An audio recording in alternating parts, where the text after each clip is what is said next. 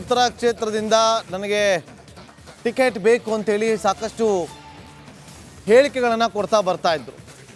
ಇಲ್ಲ ಒಂದು ಕಡೆ ಶೋಭಾ ಕರಂದ್ಲಾಜೆಯವರನ್ನ ಆ ಕ್ಷೇತ್ರದಿಂದ ಕಣಕ್ಕಿಳಿಸಿದ್ದಕ್ಕಾಗಿ ಬಿಜೆಪಿ ಟಿಕೆಟ್ ಸಿಗಲಿಲ್ಲ ಅನ್ನೋ ಕಾರಣಕ್ಕಾಗಿ ಸದಾನಂದ ಗೌಡ ಅವರು ಅಸಮಾಧಾನಗೊಂಡಿದ್ದಾರೆ.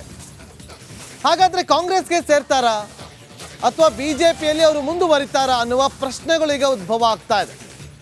ನಾಳೆ ತಮ್ಮ ನಡೆಯನ್ನ ಸುದ್ದಿಗೋಷ್ಠಿಯನ್ನು ನಡೆಸೋ ಮೂಲಕ ಪ್ರಕಟ ಮಾಡಲಿರುವಂತಹ ಡಿ.ವಿ. ಸದಾನಂದ ಗೌಡ ಅವರು ಈಗ ಯಾವುದನ್ನು ಹೇಳಲ್ಲ, ನಾಳೆ ಸುದ್ದಿಗೋಷ್ಠಿ ಕರಿತೀನಿ, ನಾಳೆ ಎಲ್ಲವನ್ನ ಕೂಡ ಹೇಳ್ತೀನಿ ಅಂತೇಳಿ ನಾಳೆವರೆಗೂ ಕೂಡ ಅವರು ಕಾದು ನೋಡುವ ತಂತ್ರಕ್ಕೆ ಮುಂದಾಗಿದ್ದಾರೆ. ಏನು ಹೇಳಿದ್ದಾರೆ ಕೇಳ್ಕೊಂಬನ್ನಿ.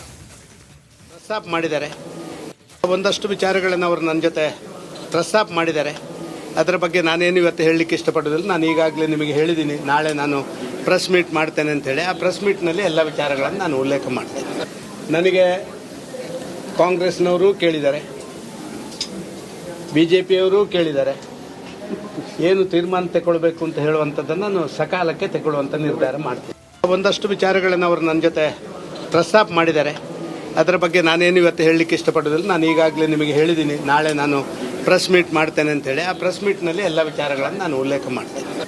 ನನಗೆ ಕಾಂಗ್ರೆಸ್ನವರು ಕೇಳಿದ್ದಾರೆ, BJPಯವರು ಕೇಳಿದ್ದಾರೆ. ಏನು ತೀರ್ಮಾನ ತಗೊಳ್ಬೇಕು ಅಂತ ಹೇಳುವಂಥದ್ದನ್ನು ನಾನು ಸಕಾಲಕ್ಕೆ ತಗೊಳ್ಳುವಂಥ ನಿರ್ಧಾರ ಮಾಡ್ತೀನಿ. ಒಂದಷ್ಟು ವಿಚಾರಗಳನ್ನು ಅವರು ನನ್ನ ಜೊತೆ ಪ್ರಸ್ತಾಪ ಮಾಡಿದ್ದಾರೆ. ಅದರ ಬಗ್ಗೆ ನಾನೇನು ಇವತ್ತು ಹೇಳಲಿಕ್ಕೆ ಇಷ್ಟಪಡೋದಿಲ್ಲ. ನಾನು ಈಗಾಗಲೇ ನಿಮಗೆ ಹೇಳಿದ್ದೀನಿ, ನಾಳೆ ನಾನು ಪ್ರೆಸ್ ಮೀಟ್ ಮಾಡ್ತೇನೆ ಅಂತೇಳಿ. ಆ ಪ್ರೆಸ್ ಮೀಟ್ನಲ್ಲಿ ಎಲ್ಲ ವಿಚಾರಗಳನ್ನು ನಾನು ಉಲ್ಲೇಖ ಮಾಡ್ತೇನೆ. ನನಗೆ